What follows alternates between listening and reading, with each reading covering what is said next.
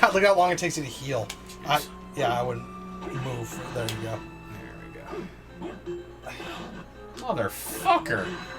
Did that candle drop a mimic on you? It did. That's why I was startled.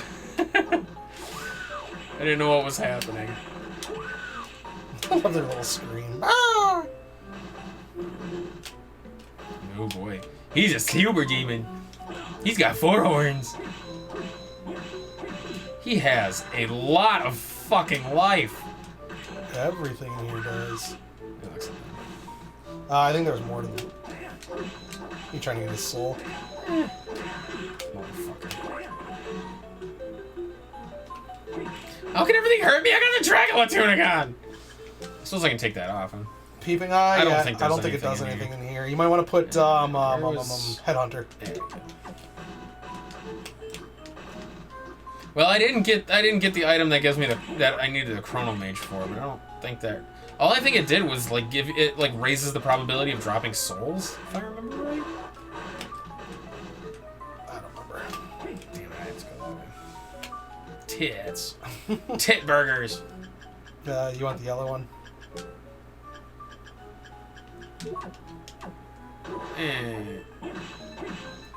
Triton, please with your fake ass. Would you stop running into stuff? I can't stop. I won't stop. I like that's why I'm bad when I get like dash abilities, because I just literally dash into fucking everything.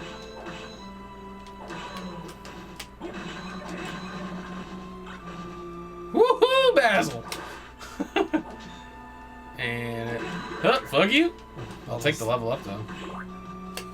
Yeah, I do like you said. I do like how all of these are different rooms throughout the game, like shot for shot. It's pretty freaking cool. Actually. Well, it's this is one thing I will say. Like, I wish more games of this style would do stuff like this, or do like the Diablo style where it does like the greater rifts where it just takes random. It does a true random generation of like stages for you to run through. Yeah. What are you gonna hit him with? Where was it? Oh boy.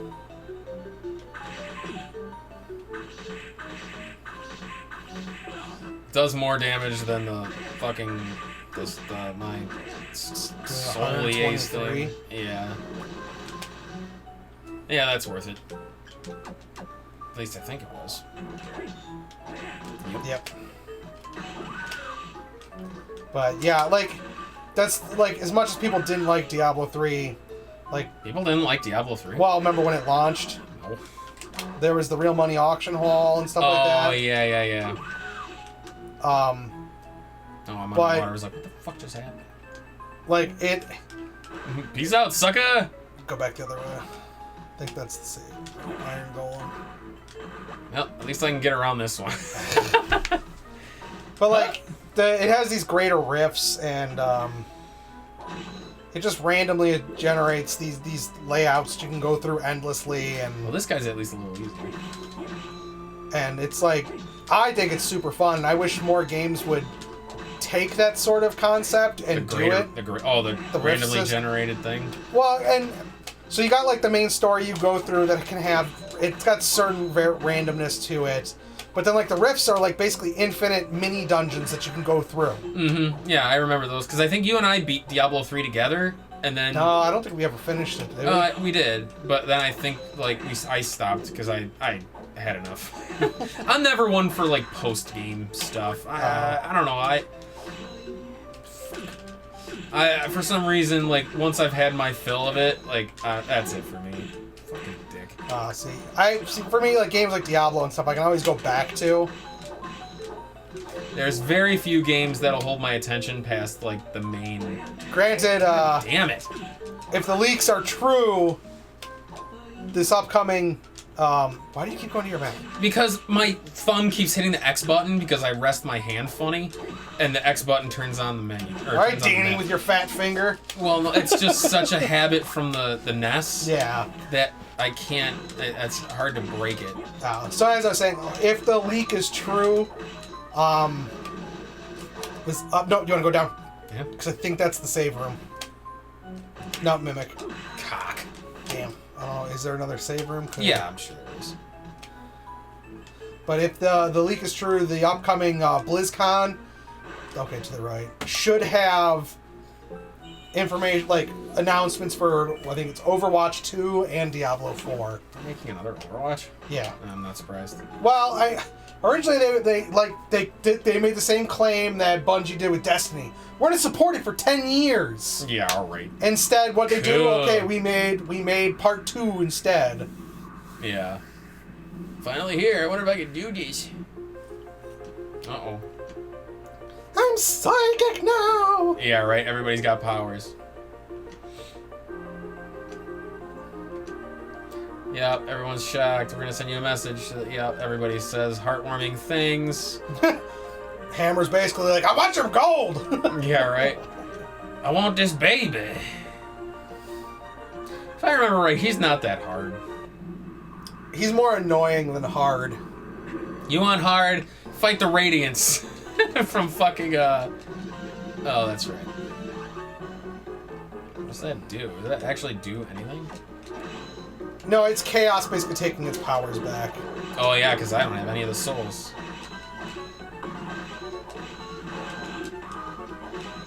Yeah, I don't have. Oh yeah. You have your abilities, but I don't think you have. Yeah, I'll say because I can't use my lightning. I think as you beat each one, it unlocks that slot. Ouch. See, oh yeah, that's actually a really cool idea. I don't remember which one you just got. Yellow, so Headhunter. So I would heal. Now you have your blue abilities back. I would heal. Nah. I swear if you... Power trip. That's not it. I know. That's a cool idea, though. I like that. That's right. This form is just stupid to me. Isn't this like the centipede or whatever? Yeah. I would use... Okay, that works. No. Yeah. Hit the eyes.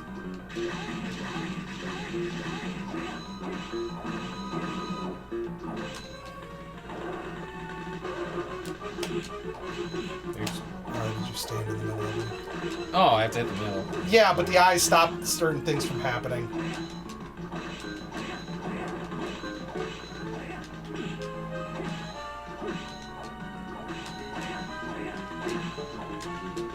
Fucker. Use a super.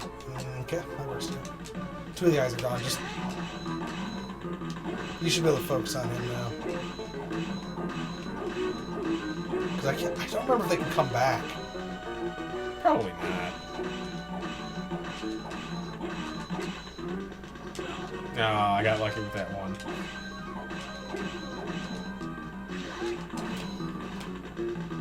Oops. I don't know why I did that.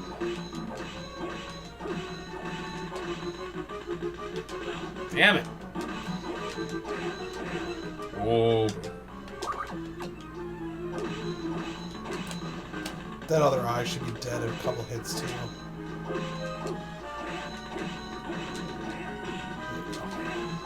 Now you're doing more damage to it. Yeah, okay, yeah. Damn it. Just stand there.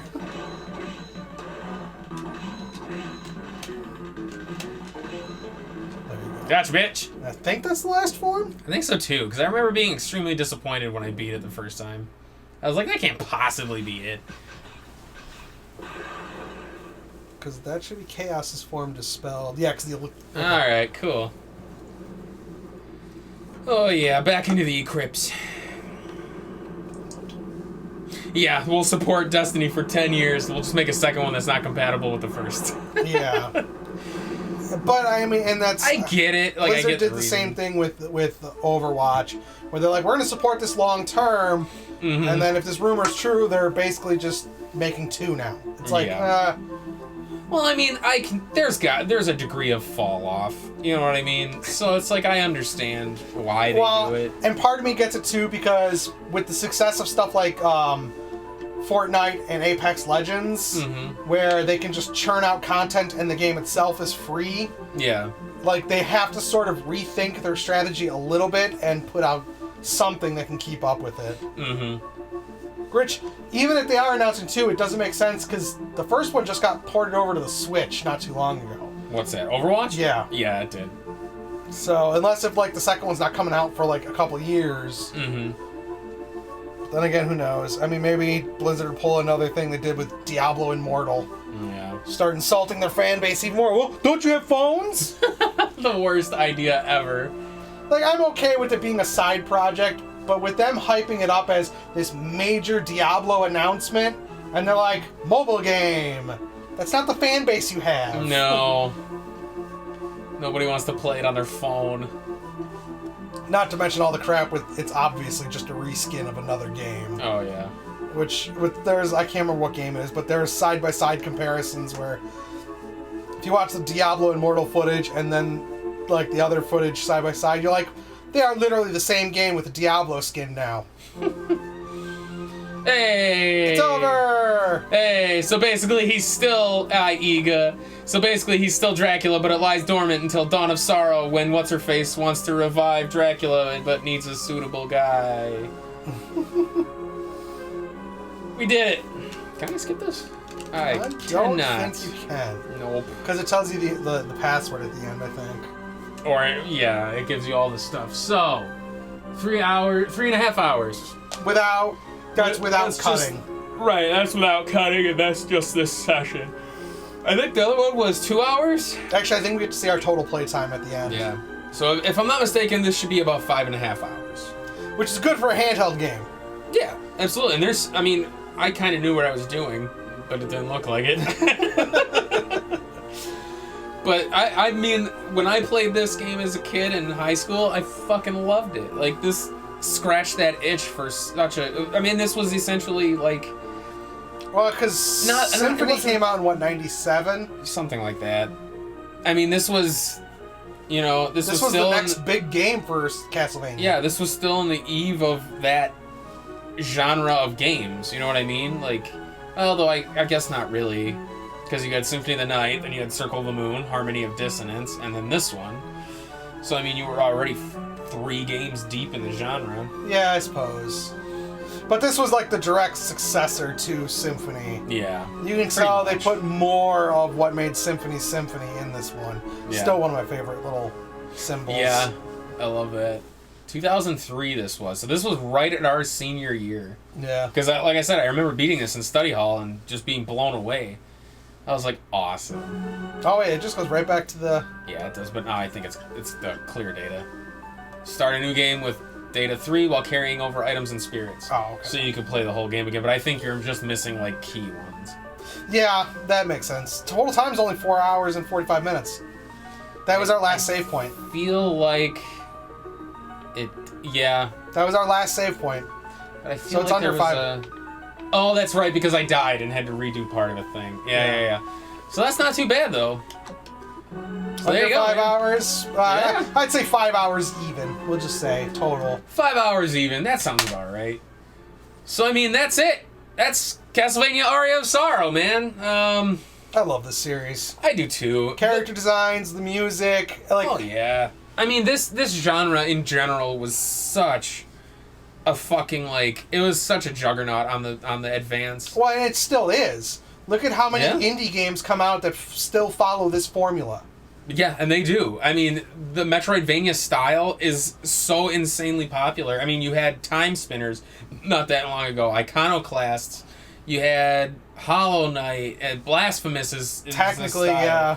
I mean, I think even Death's Gambit and stuff like that followed this formula. Yeah, I mean, there are tons of them. It's such a tried and true formula, and you can apply it to damn near anything because it's essentially Metroid, but with a different thing. Chasm was one that was like this. Actually, Chasm was pretty much like this. Yeah.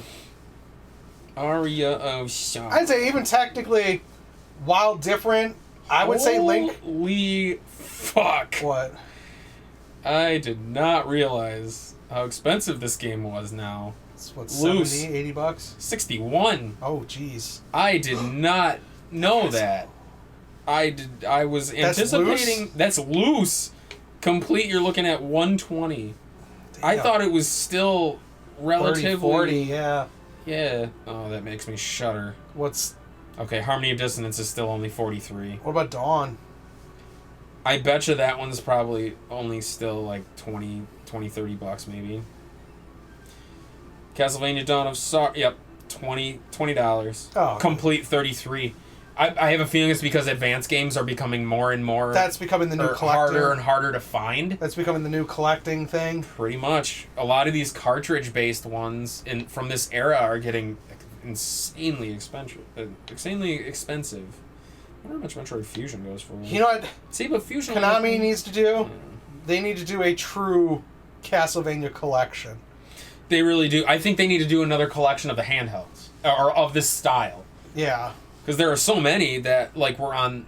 Well, see, Dawn of Sorrow would be hard to do. On the Switch, it wouldn't be. But you would have to play it in handheld mode. You wouldn't be able to play it on the television. Yeah. I don't know. Like, well, that's not... Well, I don't know. Who knows? How much does Circle of the Moon go for?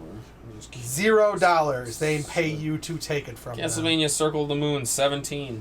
It must just be this one. Well, I think this one... Because Soma became a kind of a fan favorite, I think, for a while. Yeah, he did. They loved him. Well, it was cool because he was Dracula without being a bad guy. Well, even in the reboot series, Lords of Shadow. I don't know why it took my brain so long to find that. You're Dracula without being the bad guy, technically. Mm-hmm. Yeah. So, that's true. I think the series needs more of that, being able to play. I would love to have a game that's purely from Dracula's point of view, repelling people from taking his castle. Yeah, I can see that. That'd be interesting. But, yeah, alright. So, Castlevania Aria of Sorrow. What do you think you'd give this game for a difficulty? Keep in mind, I play like shit. God, I couldn't go higher than 4 or 5. I was going to say middle of the road. Because, to be honest, in my opinion... These games are as difficult as you make them. Yes. And for some reason, these got easier as the games came on. Like, Symphony wasn't that hard, but it was pretty difficult if you were fucking around. Like, your first time through it, it was probably pretty difficult. Galamoth fucked you up, probably. Yeah, but how much of that is just knowing more on how to play the genre? Yeah, maybe. Well, not necessarily, because look how hard Order of Ecclesia was. Even knowing the genre, that game was hard as shit. Although that kind of turned the genre on its head. Yeah, with the stamina system for using the glyphs. So that one's a bit of an oddball in the series. Yeah. But I would say Circle of the Moon was harder than Harmony of Dissonance, which was harder than this. But it kind of got easier as it went on. But I don't know. Honestly, it feels middle of the road to me. See, these games have always, that's why I say 4 or 5. Because these ones could always be as hard as you want. Like, for this one, Symphony, doing something like a Red Rust run. Way harder than just playing the game. Yeah, use no swords. Which, I mean, you don't use that Claimed Souls fucking sword that I just got. Yeah. You know, use something else. Fist-only weapons, so you have to be in everyone's face. Go only through the game with the pistol. Use no souls other than the ones you have to. So, I mean, there's a lot of ways you could play this, but I'd say just a default playthrough, 5, honestly. Yeah, that sounds about right. Yeah. Alright, so what would you give the game for fun? 10. 10 for you? A perfect 10? Yeah. There is no flaw whatsoever with this game. That's not what 10 means. I know. I would honestly... That's an 11. I would probably say this is about... Well, I would go 9, actually. As far as the handhelds and this style, it's definitely cream of the crop. Yeah. It does not get much better of the advanced games or even the DS games than this one. Because it's got a pretty decent story to it, especially if you go from this to Dawn of Sorrow.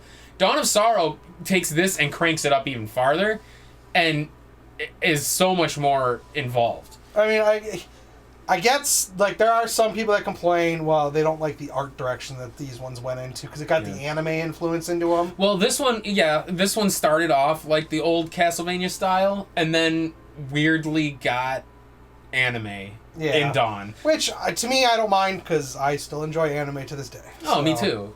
But I can see where, like, it kind of gets confusing. Yeah. Where you're like, what happened? But it's also, to me, that's supposed to be a tonal shift, because these are supposed to be, like, the end of the series. Yeah, it's the end of an era. It's not as, like...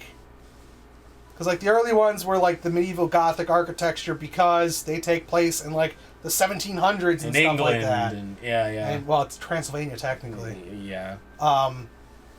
Well, Wallachia. Europe. I'm sorry, not England. It'd be Europe. Slovakia or whatever, however it's pronounced. Fucking know. But these ones, like, it's the end. It's, as far as I know, this is like the end of the timeline. Is Dawn. No, because you have the Morrises. They're technically the end, because that's past the Belmonts era. But this is after, because Julius had to get the whip back. So this is already after all of that. Hence why it takes place. Maybe.